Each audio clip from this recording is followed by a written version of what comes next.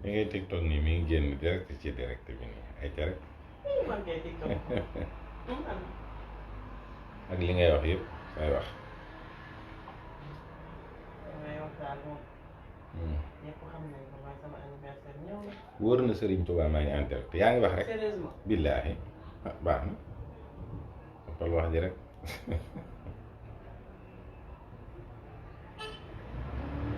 mel na ko am événement mondial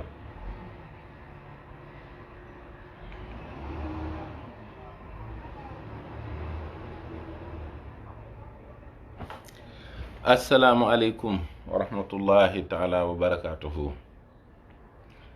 noo ngi leen di nuyu bokki jullit yi bokki taalibe yi ñu ngi nuyu waa réew mi yépp di leen sant ak gërëm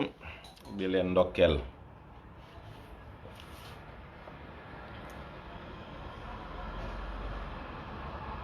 bëgg saaliwu góor gu ñaaw ndeysaan a mel ni daal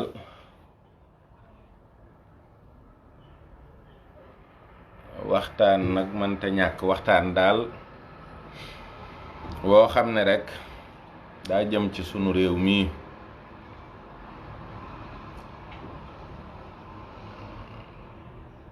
non duñ ma fekk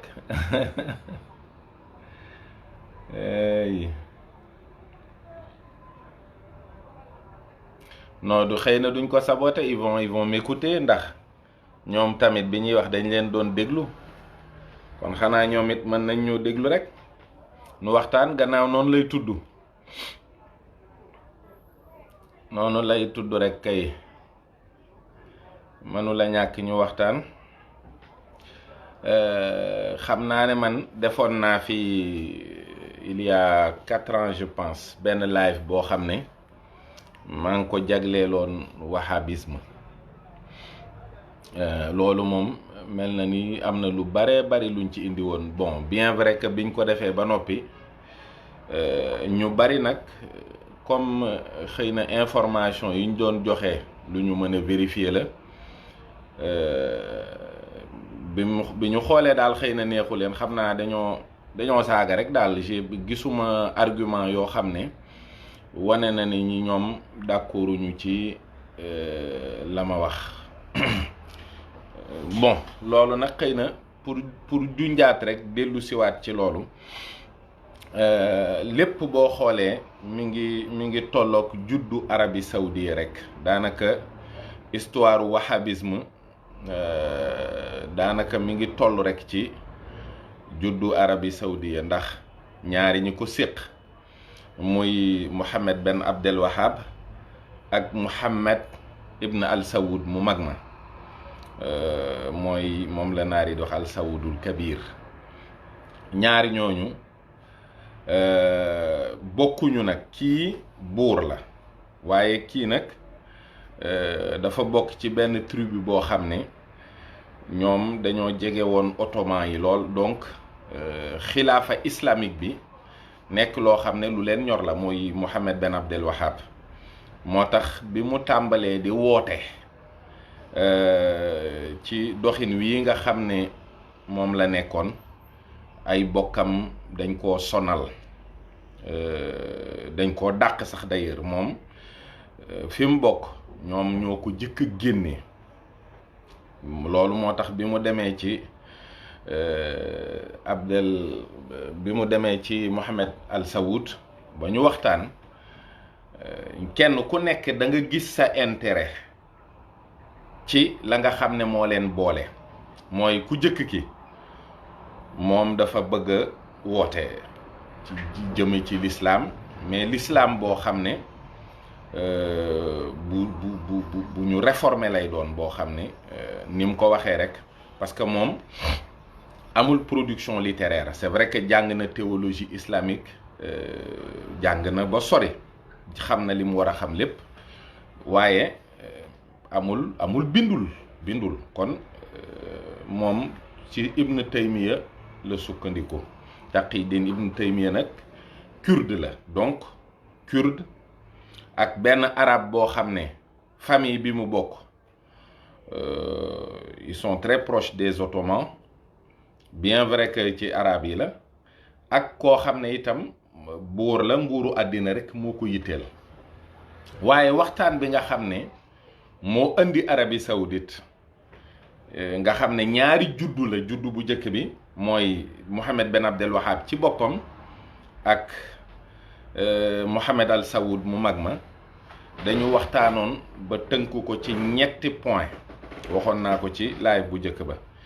point bu njëkk bi mooy bu ñu demee ñoom ba xeex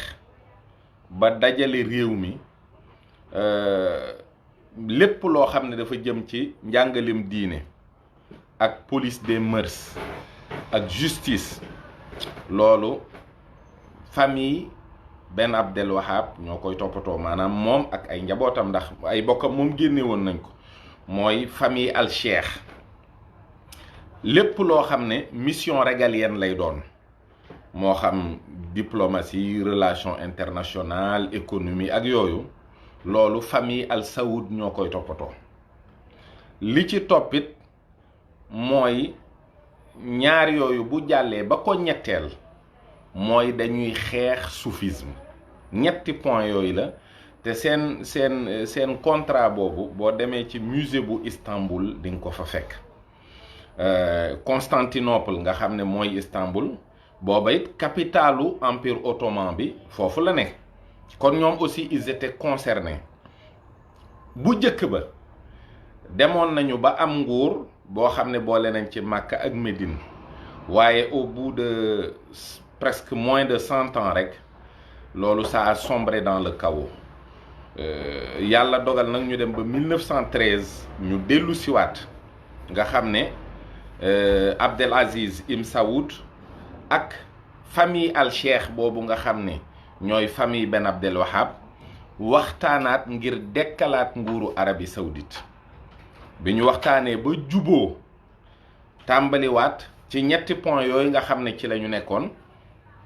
la nga xam ne moo leen yombalal liggéey bi nag mooy Arabie Saoudite judduwul ci ancienne colonie, bokkul ci foo xam ne par exemple ancienne colonie britannique la wala française wala yu demee noonu, mais ci biir empire ottoman bi xam nga 1913 day dugal kon première guerre mondiale. waxtu woowu am na benn Husseynite boo xam ne Hussein Ben Ali, moom boobu mi ngi waxtaan ak Lawrence d'Arabie pour bu jàppalee Angleterre ci position bi nga xam ne moom lañ jëloon ci guerre mondiale bi, bu ñu paree mu dajaleel ko Hijaz bi yépp, muy benn dawla boo xam ne bu arab lay doon, mu teg ko ci loxoom. loolu moom fekk na am na yeneen accords yoo xam ne ñu ngi koy négocier en Europe te yëguñu ko, mooy les accords Sykes-Picot, ak li nga xam ne plus tard pétrole bi moo koy jur, mooy les accords de la ligne rouge. lépp mbiru àddina la ak mbiru politique. anglais yooyu ñooy dem ba wor Hussein Ben Ali, loolu mooy tax Ben Abdel Wahab ak Abdel Aziz Ibn Saoud dàqee ko Makka, parce que boobu anglais yi ils vont le lâcher, dañ koy wor. ndax après empire ottoman dafay toj, léegi Arabie Saoudite moom coow li dem na ba 1932 mu juddu. diggante bi ñuy àgg sax ci 1932 am na benn fatwa boo xam ne génn na en 1926-27, parce que boobu bi ñu demee ba dajale Makka ak Médine ak Riyad ak yooyu yëpp nga xam ne léegi Ibn Saoud moom Abdel Aziz nee na li mu bëggoon am na ko, kon li muy def rek mooy fexe ba développer réewam. famille Al Cheikh ñoom dañu ne ñoom dañuy continuer jihad bi, parce que dañu bëgg l'islam àgg fu ne ci àddina. loolu nag ca la dajalee ulama ya moom Abdel Aziz, laaj leen lan moo ci seen xalaat, ndax ab jullit moom mënta jékki-jékki rek dal ci kaw ay jullit. alors bi ñu waxtaanee wax ne moom gannaaw juboo mënula am, nañu dal ci kawam. loolu daanaka première fatwa bi am moo indi coow loolu. bi nga xamante ne nag dem nañu ba Arabie Saoudite yu juddu ba nga xam ne lenn ci famille Al Cheikh ñoom gars yi dàq nañ leen ñu duggaat ci àll bi, mais ils sont restés en Arabie Saoudite quand même. li juddu tudd Arabie Saoudite nga xam ne Abdel Aziz moo ko jiite ak soxnaam yi nga xam ne dafa dem ci tribu yëpp, tribu bu ne mu takk fa soxna. amoon na daanaka lu tolloog fanweeri soxna ak ñaar wala juróom benn ak ñaar fukki doom yu góor ak juróom wala ñett ak fanweeri doom yu jigéen ak ñett. ku njabootoon la, ndax noonu la defoon ba tribu yëpp kenn ku ne am prince ci biir yëf yi. donc diine jooju nag ulama yi yor ko di ko doxal, waaye nag bul fàtte ne Xuseyn mii nga xam ne moom la Angleterre wor ba ñu dàq ko mooy shérifu Makka. kon léegi xeex soufisme pourquoi? parce que nit yi nga xam ne ay nit yu tedd lañu di ay sët ci yonent bi alayhi salaam, mooy Useynit yeeg ñi ci des ñépp, ak Iran aussi nga xam ne am nañu fa ak lenn ci Irak, duñu mën a ànd ak ñoom. ndax ki nga xam ne yow yëg nga ne moo la gën ci juddu te it moo la gën a ragal yàlla, ndax yow simple buur nga, ki ci des moom théologien la, waaye buñ demee ci wàllu xam-xam ëppul gaa yi xam-xam, dàqu leen a jàng, dàqu leen a jaamu yàlla, kooku yëlif ko rek noonu du yomb. moo tax li nga xam ne noblesse de sang la woon te jege yonent bi, ñu fexe ba faagaagal ko. alors créé nañu benn réew moo xam ne dugal nañ ci symbole l'islam yi, muy Makka ak Madine. te loolu booy seet kon njuum te day daal di am, parce que politique day daal di taxaw, politique boo xam ne nag musul am juyoo diggante buur bi ak ulama yi, te juboo ba amul ba buur am la mu bëggoon. faw buur day am li mu bëgg. loolu moom dans toute l'histoire de l'Arabie Saoudite mën nga ko vérifier. musuñu ne buur bi lii kat warula am, mu ne leen lii ak lii ak lii moo tax ma bëgg koo def, ñu ne ko kon du am parce que raison yi nga joxe valable déedéet. lépp lu mu mas a wax ne da koy def, buñ ci juboowul it bu indee ay argument dañ koy def. prospection pétrole bi mu commencé, bi ñu demee ba ci biir xam ngeen ne 1945 ci la accord de Quincy yi am, mooy Roosevelt ñëw na fa, ñoom dénk seen bopp Amérique, mooy nguuru Arabie Saoudite kaaraangeem mi ngi ko dénk Amérique. Amérique nag bi mu ko koy dénkit c'était contre un pétrole bon marché, mais pétrole boobu Aramco mi nga xam ne moom moo ko war a jiite exploité ko, lépp li nga xam ne moo nekkoon société américaine pétrolière yi boobu mi ngi doon tourner autour de la famille Rockefeller ak yeneen famille yu ndaw. kon déjà du ñu mën a débarrasser wu ci politique boo xam ne politique économique rek lay doon. Wahhabisme du école de pensée théologique, du école boo xam ne it day jàngale fiqh. loolu amul, courant boobu amul. en général ay xanbalit la ñuy nekk, te Ibn Taymiya dafa gën a xóotal njàngaleem Ibn Anbal, mais nekkoon ci condition yoo xam ne yu metti, parce que Ibn Taymiya dafa yàgg ci kaso bi, kurde la boo xam ne ba léegi problème mu kurde yi régléegul ci àddina, parce que ñi ngi entre 30 ak 40 millions, mais Kurdistan xëy na bu amoon ñoom dinañu mën a am seen stabilité bopp, mais kurde yi ba léegi ñu ngi ci ay problèmes yoo xam ne kenn mënu ko régler. créé nañu benn philosophie wala benn doxalin boo xam ne ci wàllu diine réew moo ko jur, muy Arabie Saoudite. ñu dem ba ci biir nag ñu former ay théologiens dans les années 70 ci ay universités yu bari. ñooñu ñu former amuñu métier àddina, nanguwuñoo liggéey, xamuñu liggéey. xam nga Arabie Saoudite amul sax armée bu baax, c'est-à-dire ak tous les moyens yu ñu am après mënuñu, maanaam dañoo yambare, ay naar lañ yoo xam ne ñoom lu nooy rek lañ bëgg. donc théologiens yooyu ñooy ñi nga xam ne bi Russie envahiré Afghanistan ñoom ñoo fa demoon di xeex mooy jihadistes yi. bari na sax ñu wax ne dañoo dem ba Pakistan rek ñu accueillir ñu photo wu ñàngal daal di sóob dellu si. waaye daal lu mën a xew Oussama Ben Laden, Abdullah Azam, Ayman Abdullah Azam ak ki ci des tur bi dina ñëw, ñetti ñooñu ñoo ko doon gérer mooy al Jawahiri mooy tunisien bi non égyptien bi. léegi nag ñoom dañu am wuute yu bari ci wàllu politique. mooy benn mooy wahhabisme moom amul tolérance ci jullit ñi, amu ko rawatina ci képp koo xam ne am nga penchant soufi. parce que culte de la personnalité boobu nga xam ne moom la ñu bañal ñi nga xam ne dañ leen di bëgg ngir yonent bi, ak ay barab yu tedd yoo xam ne histoire yonent bi dafa liyewu ak barab yooyu, loolu ñoom nangul nañ ko seen jëmmi bopp. maanaam pour ñoom ñu mën leen a accorder une légitimité totale ci ñoom ñu féete kaw ñëpp, gën ñëpp, man ñëpp, raw ñëpp, il faut que ñu effacer prophète bi ak descendance am.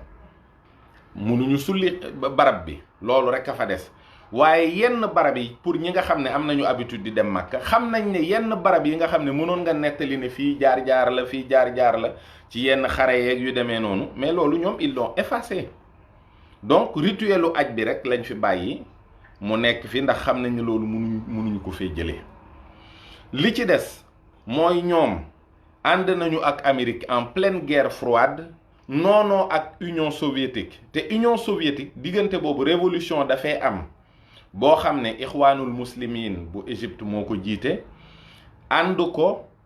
ak Gamal Abdel Nasser. gannaaw gi nag Abdel Nasser dina war ixwaanul muslimin yi, parce que moom it li ixwaanul muslimin yi bëgg muy xalifa islamique, loolu moom bëgg ko. moom ligue arabe la bëgg, ak dajale boo xam ne daal arabe yi lay dajale. alors que ixwaanul muslimin bi nga xam ne Hassan al-Banna moo ko créé, ñoom li ñu bëgg mooy restaurer le xalifa islamique. ñoom it ñu contre soufisme lañu, ñu ko contre lañu. waaye seen salafisme ak salafisme bi nga xam ne moo am Arabie Saoudite bokkul ba tey. am nañu différence politique, am nañu différence théologique, am nañu ay problème, parce que allié yi nga xam ne moom la Arabie Saoudite allié woon ak Amérique, ñoom booba jamono daanaka ñi ci ëpp sax nazi yi la ñu gën a def référence. kon Hamas aussi ci la juddoo, ak li nga xam ne mooy révolution iranienne bi. révolution iranienne bi itam am na inspiration ci ixwaanul muslimin, waaye Sayyid Qutb la mu wax nga xam ne mooy dafa am benn jihad bu ñuy wax benn jihad offensif. mooy bépp jullit boo xam ne gis na ku dul jullit muy dund ci ak jaahiliya, sañ naa jàmmarloog moom ba jële ko ci, dugal ko ci diine. bu boobaa agressé wu ko du ko sauver. ay courant yu bari la, mais yépp dafa politique. c'est un islam politique. boo xoolee nag yàlla li mu dimbalee soufisme mooy ñooñu ñépp amu ci kenn koo xam ne contrôle soufisme. du wahhabisme, du salafisme ixwaanul muslimin, du ñi ci des ñépp. iraniens yi daal ñoom it gis nga du ñu laalante ak saoudiens yi. te Irak, Arabie Saoudite ak Amérique ñoo ko financé, équipé ko pendant 8 ans muy xeex ak Iran. gannaaw gi nag la wëlbatiku dal ci kaw Koweït jëm ci kaw Arabie Saoudite. kon jullit ñi boo seetloo bañ leen jaxasee, maanaam dóor ñii ci kaw ñii, rëddal leen ay frontières yoo xam ne arab yi xamuñu ko woon. ñu mel ni kurdi yi tasaaroo ci biir, te ñoom it ñii dañuy ne fi. boo xoolee kurdi yi dañoo mel ni touareg yi fii ci Afrique, diggante Mauritanie ak Mali ak Niger ak Nigéria ak Maroc ak Algérie ak yooyu. loolu loxo tubaab bi dugg na ci. li ci desit mooy yahud yi par force Arabie Saoudite am na ak ñoom ak ab diggante munu la ñàkk parce que dëgg la meroon nañu bi ñu ne déclaré nañu en 48 que Israël am na waaye Abdel Aziz dafa waxtaanaat ak ay njabootam ne leen nag ñi ñu wër ñëpp sunuy noon lañu te Amérique ñoo ñuy protéger kon mer mi it mer mu ñu yemale la nga xam ne Faysal sax moo demoon ci daje boobu moom it daanaka loolu mer mu metti la ko jural Faysal moomu itam moo dugal télé Arabie Saoudite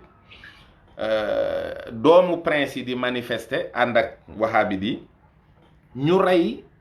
rey ci kenn kooka magam rakkam 10 ans après en 75 moo rey Faysal kon nekkul problème boo xam ne boo ko seetee diine am na ci intérêt wala yu demee noonu li ci des li politique la ak alal am na ñoo xam ne seen xaalis lañu yor di financer ay courant yu violent am na ñoo xam ne seen xam-xam la ñu yor di takfiir jullit ñi di leen mettital ci diine di leen wax yoo xam ne daanaka dara baaxu ci loolu lépp nag moo jur Al-Qaïda moo jur Daesh moo jur ay groupe jihadiste yu bari yoo xam ne li ci ëpp xalaatu wahabit yi ak xalaatu ixwaanul muslimin moo ko jur ci diggante boobu ba tax na l'islam moom lu mën a xew ñaaw na ci li ñuy wax proposition idéologie àddina bi parce que léegi tubaab yi dañ ko classifier ci totalitarisme yu dangereux yi comme ni ñu classifier nazisme ak communisme loolu liggéey bu rëy la boo xam ne anglais yi tamit jàpp nañ ci bu baax a baax israéliens yi jàpp ci américains yi jàpp ci ngir ak lu mën a xew moom na derub lislaam yàqu na deru lislaam ñaaw waaye ab laaja ngi nii boo xam ne mat naa xalaat mooy ana fan ci àddina le soufisme mës a def benn acte bu violent fan ci àddina la ñu mës a gis benn attentat depuis 1993 nga xam ne attentat bi amoon Riyad foofa la amee ba léegi ba fii ñu toog ana fan moo am attentat terroriste ci àddina ñu jàpp ña nga xam ne ñoo ko def ñu ne ñoom il se réclame d'une tariqa soufi amul benn violence boo xam ne au nom de l'islam benn tariqa soufi moo ko def amul fi mu ne li rafet ci l'islam li nga xam ne moo rafet ci l'islam te mooy l'islam authentique mooy alquran ak sunna moo dëppoo ak doxinu sufi àddina bi ñépp a ngi fi ñiy seetaan live bi am na ñu ne Amérique am na ñu ne France am na ñu ne Italie am na ñu ne Espagne ban suufi wala ban cheikh suufi moo mës a prôner une violence dans l'islam ñoom au contraire dugguñu sax ci géopolitique u àddina bi ak ni muy doxee xam nga boo xoolee nit ñi bi ñu jógee di daw di wuti àddina di créer ay courant yoo xam ne day mbubboo diine ngir politique suufi yi dañoo gën a jëm ci seen borom gën a nargan seen xeet ci seen borom gën leen a xirtal ci ñu topp seen borom loolu moo tax boo xoolee mouridisme wala yeneen tariqa yi nga xam ne dañuy am ay zawiya am ay kër ci biir àddina bi fuñ mën a nekk enquêtes yi wala infiltration yi duñ fa yàgg parce que dañuy gis ne ñooñu dëgg ci jàmm rekk ci lañu ne ci la ñuy dox boo xoolee li ay kër sëñ Tuubaa am ci àddina bi ak i zawiya te fépp fu mas a dem def fay enquête wax dëgg yàlla di nga gis ne amul lenn luñ ciy ragal te boo xoolee salafisme bi nga xam ne moo am Europe seen jàkka yi boo demee Paris boo demee Molenbeek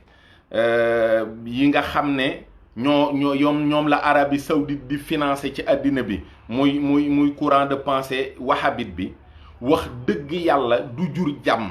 toujours ay jihadistes dañ fay jóge di dem dans le Moyen-Orient ñu leen di rey muy ay doomi réew yoo xam ne itam yàlla dogal na ay réew yu rambaaj lañu yu seytaane yu dugal seen loxo itam ci li jaxasi jullit ñépp ba ñuy reyante loolu nag toll nañ foo xam ne àddina bi am na ay changement ñu bari ñu ngi wax ne wahhabisme financement yi doxatul Mohammed Ben Salman ci boppam moo wax ne américains yi ñoo leen wax ne nañu jaay salafisme nañu promouvoir salafisme. kon xëy na lañ doye woon wahhabisme dëgg-dëgg ca yàq jàpp nañ ne àgg na fa mu war a àgg.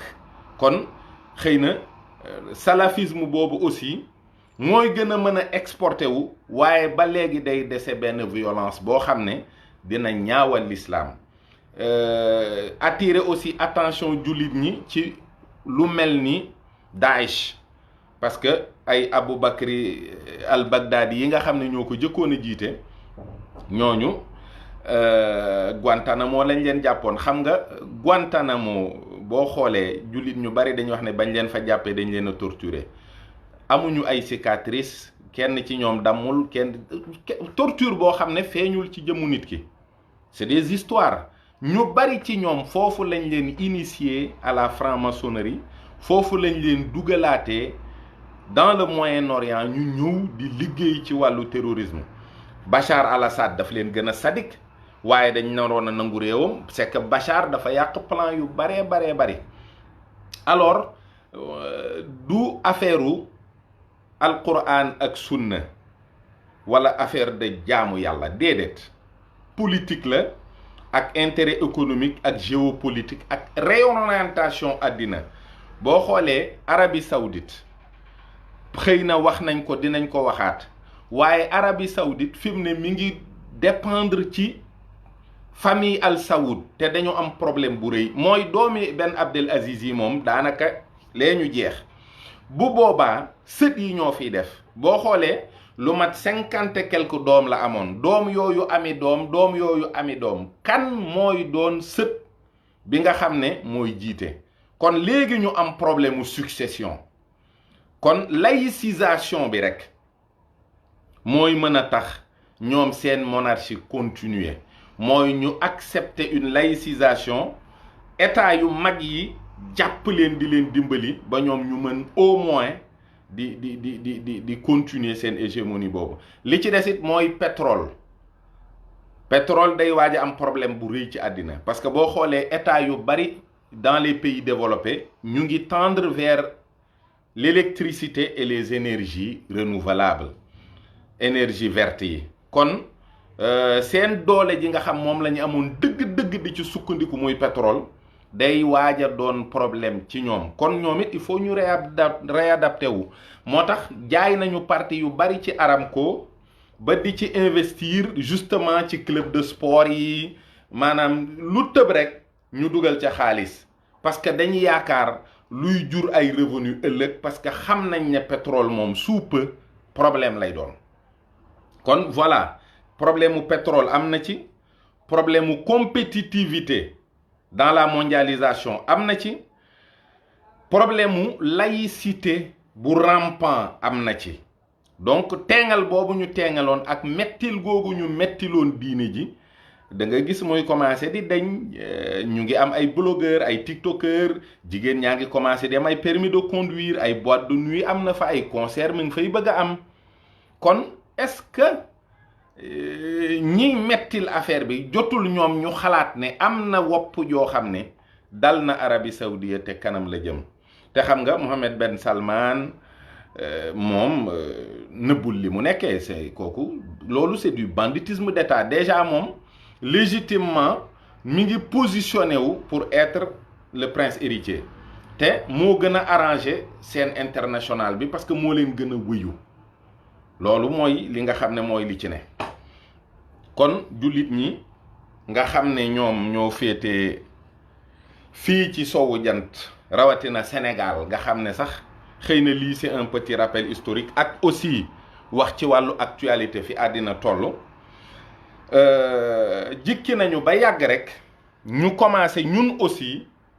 yu mel noonu di ñu dal, parce que sunu mag ñi nga xam ne dañoo jàng diine l'islam jàngee ko fii, te xëy na ki ñu jëkk a wax ne moo jëkk a génn jànge nahu muy maam Maxtaar Ndumbe, bi mu ñëwee ñam amoon di ay bokki daaraam da leen a dajale jàng leen la mu xam ñu dem. kon génn jàngi yàgg na fi, waaye ñi dem Saoudia ci période yooyu nga xam ne ñu ngi commencé di am problème ci ay débouché ci seeni théologiens ak seeni borom xam-xam jàng fa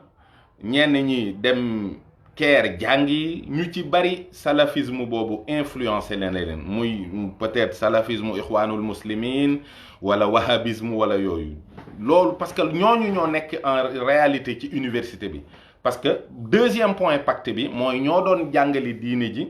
ñoo doon toppatoo li ñuy wax police des mœurs ak yu demee noonu te aussi ci biir njàngale moomu point yi dañoo da ci am solo mooy dañuy xeex soufisme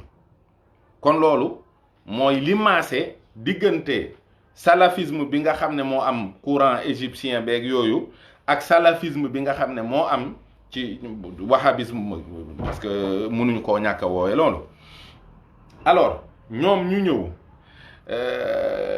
ki nga xam ne mooy Ahmad Lo moom dafa ne woote ci alquran ak sunna nee na da koo fekk Sénégal c'est ces mots dama ko fee fekk kon yow 1997 bi nga ñëwee bi ngay dem xam nga ne da nga koo yóbbaale parce que évidemment fii nga ko jàngee fii nga jàngee alquran fii nga jàngee li nga xam lépp lañ la nawee fa nga dem it fii nga ko jàngee donc bi nga demee ba ñëw nangu nga ne itam loolu nga fi fekkaat parce que diggante bi nga jàng jee ba dellu si gisoo fi benn changement majeur boo xam ne tax na nga ñëw daal di jàpp ne réew mi ci jaahiliya lañ ne kon gannaaw fekk nga ko fi quel est le problème su fekkoon ne benn problème amul ndax 1997 nga ñëw daal di ne da ngay liggéey ci xam-xam ak jàmm bi nga ñëwee dëkk Touba bokk fa jàngee Touba lan nga gis Touba lu bokkul ak li nga seere ba tax nga ñëw problème yi commencé alors problème yi nan la commencé mooy yow sa réquisitoire yépp li nga doon def mooy di accuser première accusation mooy dañ laa diaboliser parce que da nga doon jàngale alquran ak sunna te nee nga fii nga ko fekk nga ñëw di ko jàngale ñu lay diaboliser loolu xel nanguwu ko alors livre bi yaa ngi ko bind 1992 thèse xam nga quand tu vois que le diplôme moom ak condition yi nga xam ne moom laa leen wax léegi ne leen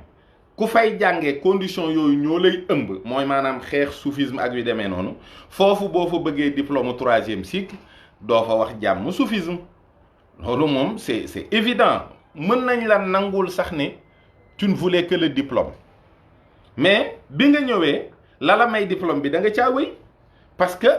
am na loo xam ne kon doctrine boo xam ne da nga ko fee indi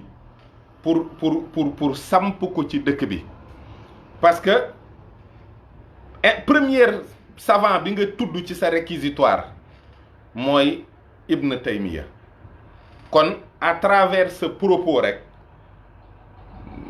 la wahhabite nga loolu moom nekkul loo xam ne da nga fiy nekk di ko nëbb wala di ko bañ a tudd wala yu demee noonu parce que li am ci ay référence ak ay kilifa ci wàllu diine ak woote bi ni mu toll bi ngay tudd li am ci livre bi itam la nga doon wax mooy dëgëral loo xam ne rek mooy xalaatu Ibn Taymiya la te da nga caa ànd ak moom bu baax parce que tànn nga sujet li ci des mooy da nga ne ci say fatwa dañ lay diaboliser niti alquran ak sunna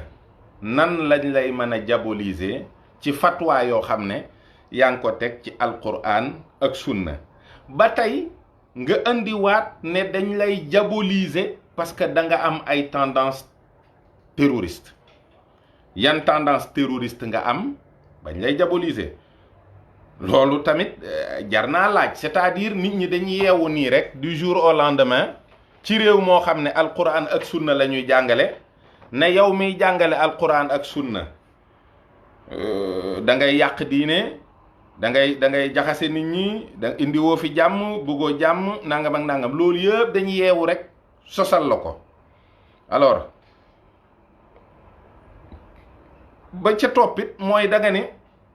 nañ delluwaat ci sunna delloowaat nit ñi ci sunna te fekk leen ci loolu tamit amul logique particulièrement nag léegi nag dugg nga ci débat bi la intéressé mooy waa Touba ci boppam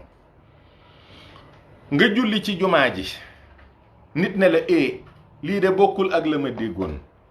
kon yow lu xew ba loolu lépp ñu maanaam lan moo xew ci yow pourquoi particulièrement nit ñi xëy rek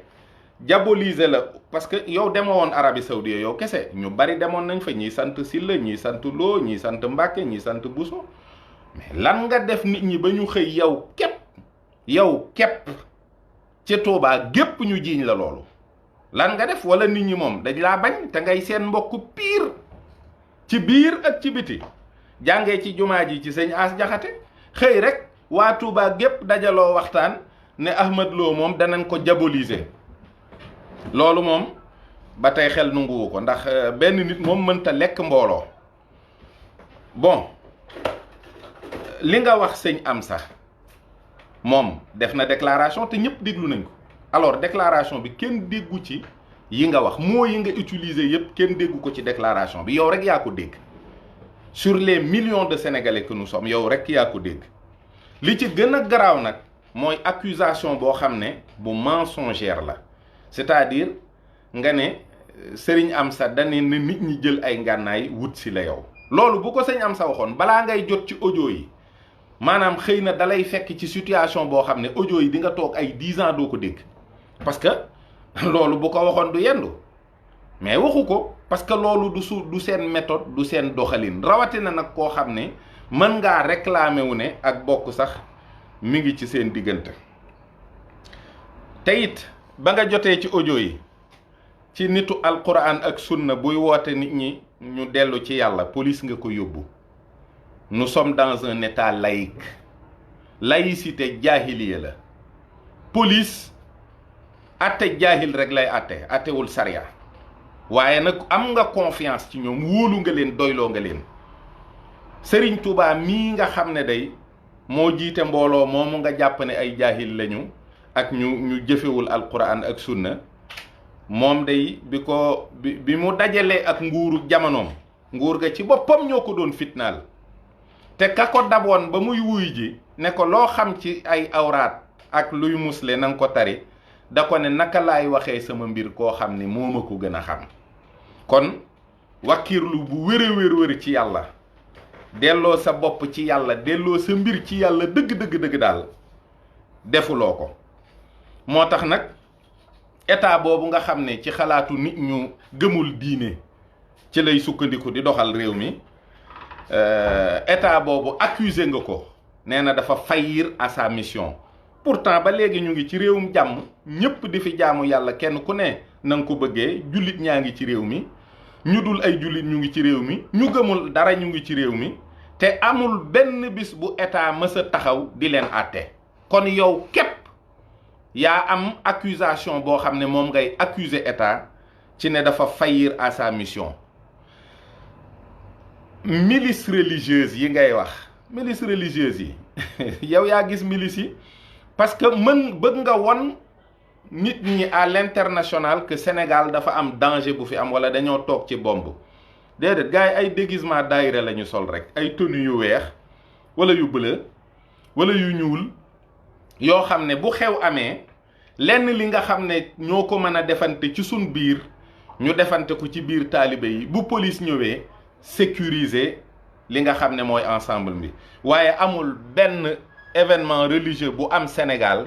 te force de l'ordre yi taxawuñu fa muy police ak gendarmerie ak sapeur pompier état yónneewu fa délégation wax dëgg yàlla kon problème mu milice yooyu ngay wax yow rek yaa ko gis boo demee nag ba di leen tëkkale ak ay groupe terroriste yoo xam ne dañuy wax ne yaa ngi xeeñcu seen mbir wala bëgg ngaa former milice parce que da nga ne xëy na loi bu fi jaar la kenn terewu la yàgg say taalube ngeen amee événement ngeen def seen sécurité pourtant seen événement bi Grand Théâtre am na ñoo xam ne ñoo yoroon sécurité bi te duñu ay homme de tenue malgré gilet yu jaune yi ñu sol loolu ba tey xeetu milice la rek. wax nga ak say taalibe nag xamal leen ni leen ñoom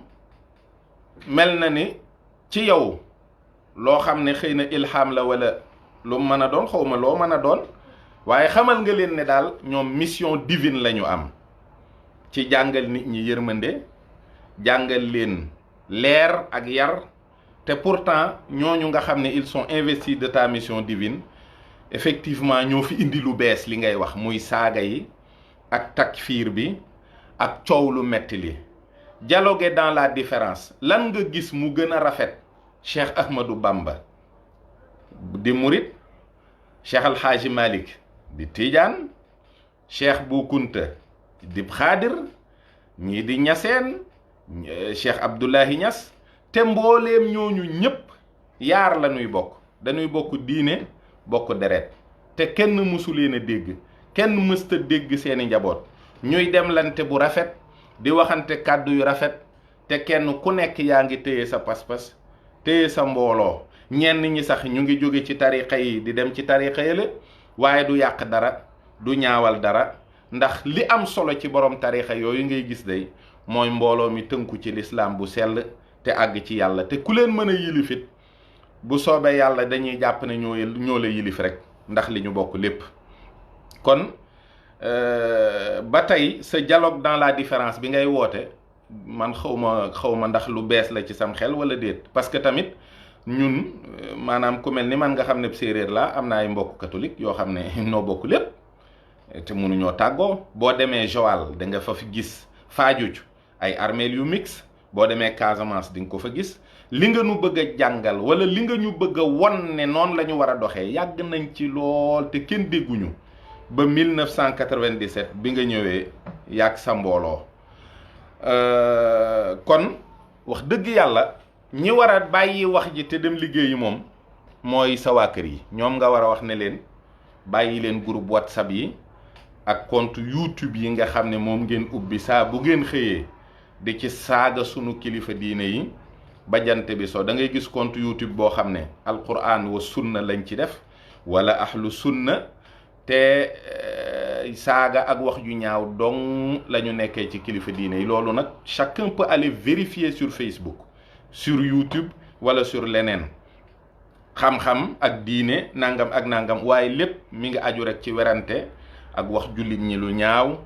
ak wax jullit ñi lu bon kon loolu yéen a ko fi indi guléet ci yéen la nekk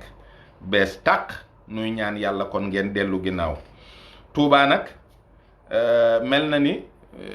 wax nga ne sa baay ci ñi ko gor la bokk te sa baay 1873 la gane àddina xam naa ne njàng mi ak xam-xam beeg jébbalu gi lépp da koo taxañ rek ñëw bokk ci ñi gor Touba bokk ca ñay gor Touba sax taxul nga am fa dara Touba borom Touba ko moom titre foncier bi Cheikh Ahmadou Bamba Mbàkke moo ci ne ña doon gor Touba te muy dëgg ci ñoom te sa baay boo ko ci boolee sax te boo ko ci garaawul ñu boole ko ci ñoom ñooñu ñépp dañoo jox seen bopp Serigne Touba ak seeni njaboot ak lu nu am tey ak ëllëg bëggu ñoo am dara lu mel ni lu beru fekk sëñ Touba am lii ñu naan man maa moom lii ci wet gi côté bii maa ko doon gor déedéet ñoom dañoo joxe seen bopp joxe seen doole joxe seen alal joxe seen njaboot joxe seen lépp sunu borom bi subhaanahu wa taala dimbali leen sëñ Touba nungul leen ko yàlla nungul leen ko yonent bi alayhi salaam nungul leen ko nee nga Serigne Touba ci alquran ak sunna ci la nekkoon kon lan mooy sa problème ci biir Touba Cheikh Muntaka moo fi ne 97 ak Cheikh Saliou Mbacke moo fi nekkoon bi mu fi jógee Cheikh Mouhamadou Lamine bi mu fi jógee Cheikh Sidil Mokhtar ba ci Cheikh Mouhamadou Muntaka ndax jaaduwul woon soo fa gisee lu jaaduwul dem ca borom Touba moomu ne ko kat gis naa fi nangam wala yow lan mooy sa problème ba nga gis lu kenn gisul te yow rek yaa koy gis biir Touba xanaa Matlabul Fawzayni gisuloo ko te ni nga jàngee yeneen téere sëñ Touba yi noonu nga war a jàngee Matlabul Fawzayni tudd ko loolu moo tax nga ne fa riig kenn mënu la faa jële parce que xam nga li ci Matlabul Fawzayni bu baax jàng nga ko te du nu gëm say wax bàyyi waxi sëñ Tuubaa daara sunna la wax foofu daara sunna la daara istiqaama la foofu daara leer la foofu daaru tuqaa la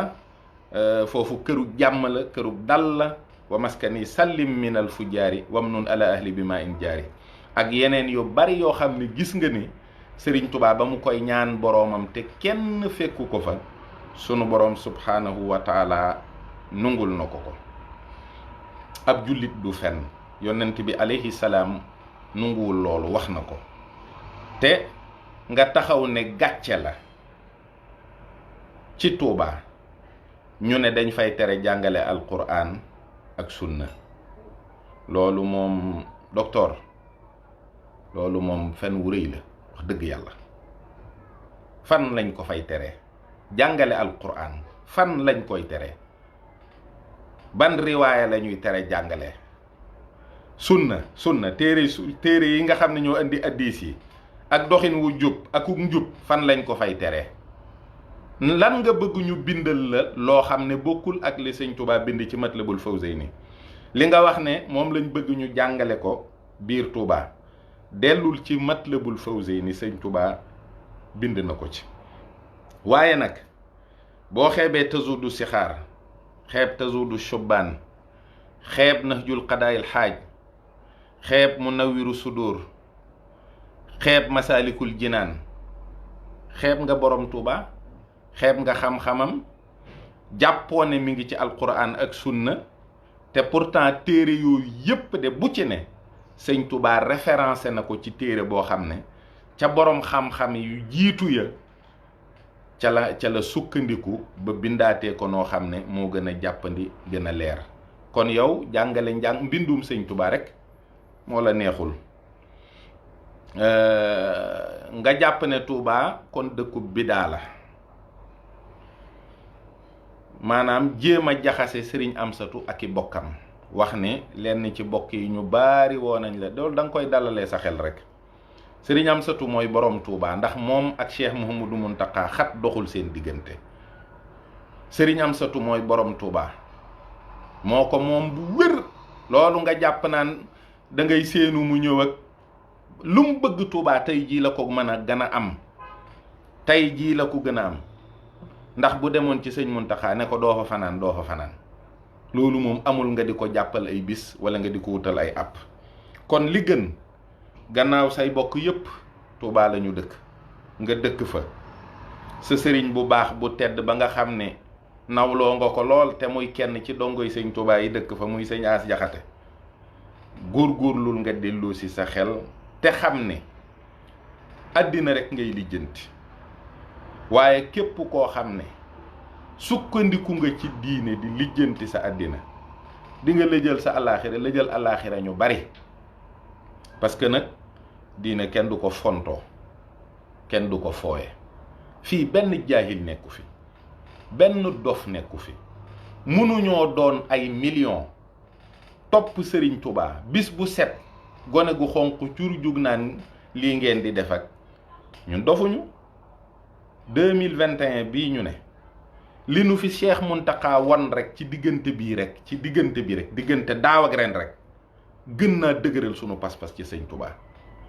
gën naa tax ñu xam ne Sëriñ Touba ànd ak moom rek a wóor man nag lun jàpp ne day jeex te ku juddu nargan ci sa doom buñ dee ay millions doomi kenn ay féttéerlu te bu baayam doon dund rendi ko kon war ngeen a xam ne du lu ñuy fontoo ndax kenn bëggul sa doom wan ginnaaw sëñ Touba ak njàngaleem mu leer mii ak alquran ak sunna ju leer ji ak li mu ci jële daara yu bari yi ci alquran nit ñi di mokkal alquran di ko bind di ko jébbal sëriñ bi ak njabootam gii loola ñu donn ko ñoom di ko donnante ba léegi xel kom sëñ Saaliw ci ak mujjam mujj na bis bu set ñu jébbal ko ñetti kaamil te ba léegi fa ko sëñ Saaliw tegoon sëriñ Cheikh Mbacke jëlee na ko fa yóbbu ko fu ko gën a kawe Daaru Salaam bokki barga noonu Touba Bogo noonu daara yaa ngi Ndindi daara yaa ngi fépp foo xam ne doomi sëñ Tuubaa yi sampoon nañu ko fa nit ñi di tërbiyewu di àgg ci yàlla nen xiim ak seen yar ak seenu teggin ngeen defe ne dañoo xamul dara li nu war a xam lépp xam nañ ko fii ku jàngul diine sax doon koo xam ne dangaa jàng tubaab rek ba mënuwut xaalis dofoo dof bu toll ni di jël sa alal di ko def foo ko warta def nit ñi dañoo joxe seen bopp joxe seen njaboot joxe seen alal te nekk ci jàmm li murit yi xajoo kenn xajoowu ko yow leer na la ni bu doon saoudia nga nekk tey di nit ku ñuul saaga Ben Salman doo fanaan bu sos yi nga sosal Touba boo ko sosaloon Ben Salman doo fanaan kon boo ñëwee ba biir Touba ñëw julli ci sunu jumaa ji nga xam ne lu ne wax nga ko ci jumaa yi lu ne wax nga ko ci jàkka yi fu ne taxaw nga wax ne lii ay bidaa la tàmbalee ko ca ngénte ya tàmbalee ko ca màggal ya ca gàmmu ya lu ne wax nga ko ñépp di la déglu booba ak léegi kenn tontuwu la xamal ne yàlla ak bokk ak bëgg lu rafet ak am yërmandee tax booba 97 ba léegi nit ñi di la seetaan teg la fi ni yàqu wu naqari nga defe ne dañ laa faale te yàqaloo kenn pas-pasam ndax mënoo ñootee dem sëriñ bi képp la ñuy topp tey ak ëllëg sa tariixa bii nag na nga ko tuddee aw tariixa wutul ko tur te ngeen bokk ci turuq suufi yi te xam ne fi ngeen jëm jeex na seen wahabisme bii ak seen salafisme bii nee leen jàkk Arabie Saoudite va finir un état laïque presque fa la jëm loolu moom leer na leen naññ moo tax kilifa ya fa nekkoon di leen financer talatuñ leen te alal ja fa ne itam gannaaw booba ak léegi dañ koy foowe changement dana am de loolu moom ala kulli xaal ku xam ni àddina di doxee rek xam ne changement dina am bu dee pétrole bi lan yaakaar énergie verte yaa ngi ñëw te énergie verte yi moom wax dëgg yàlla li ñuy defaree batterie auto électrique yi Chine la ëppee kon nag may leen nit ñi jàmm te am ko te xam ne jàmm ji nga njëkk a wax mooy yàlla jàmm ji ci topp mooy jaamu yàlla jàmm ji ci topp mooy tege ci yoonu njub jàmm ji mujj nag mooy respecter loi dëkk bii te loi yi kenn ku ne am na liberté de culte bàyyi leen nit ñi ci seen pas-pas te xam ne du ngeen ay yonent kenn yónniwu leen ci nit ñi ku bëgg a woote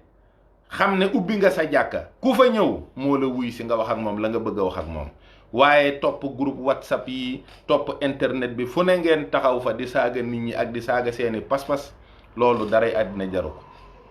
te it foofu la ñuy yem ak yéen sax en attendant ndax da ngeen a mën a interpréter ay wax waaw su ko defee daal loolu daal bokk yi moom lañ leen doon bëgg a leeralal rek xam naa nag bëgg nañoo jaxaseeg àddina parce que temps yi France daa lëkkaloog Arabie Saoudite Arabie Saoudite am na ci moom yaakaar lool ndax digganteem ak Amérique mi ngi bëgg a yàqu bu baax a baax mais ñu ngi am rapprochement bu baax ak France moo tax ñuy communiquer nii ñuy communiquer waaye France rambaaj la de lii ngeen koy wax nii moom l'islam ju ñaaw rek lay wut de toute façon waaye amul Sénégal gi moom amu fi kon nag ñu ngi leen di bàyyi xel rek bu ngeen doxee tànku jàmm fekk ko fi yal na yàlla yàggal jàmm ci réew mi te saxal ko fi sax te saxal fi turuq suufi yi ak seeni kilifa ak seenu doxin ndax ñooy taaru l'islam ñooy jàmmu l'islam ñooy li fi des. Actuellement, l'islam a été classé comme étant un totalitarisme dangereux mais vraiment c'est sans compter le soufisme moom budul woon ñoom kon musiba dina gën a am waaye nag yàlla bari na sutura lool te xam ne diineem ji moom moo ko yoral boppam dénku ko kenn mu di ko sabooteeg di jàpp ak njabootam di génnee ci biteeg di toroxal salaamualeykum wa rahmatullahi taala wa barakaatu.